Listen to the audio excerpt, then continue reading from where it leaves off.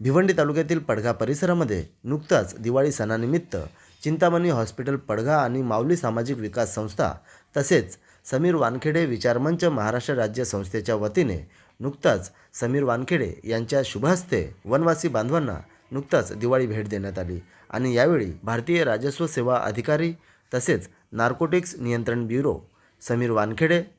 माऊली सामाजिक विकास संस्थेचे अध्यक्ष मयूर दुबेले, चिंतामणी हॉस्पिटलचे डायरेक्टर इरफान शेख, न्यू हिंदुस्तान कामगार सेना अध्यक्ष समीर पिंपळे, समीर वानखेडे विचारमंच अध्यक्ष हर्षवर्धन साईवाला, ॲडव्होकेट महेश भंडारी, एसएल फाउंडेशनचे सुनील भाई लकडे समेत अनेक मंडळी या शुभप्रसंगी उपस्थित होते. उपस्थित सर्वांच्या वतीने भारतीय राजस्व सेवा अधिकारी नार्कोटिक्स नियंत्रण ब्युरो समीर वानखेडे यांचे सहर्ष स्वागत करण्यात आले व सर्वांचे मनापासून आभार देखील व्यक्त करण्यात आले. तसेच समीर वानखेडे यांच्या वतीने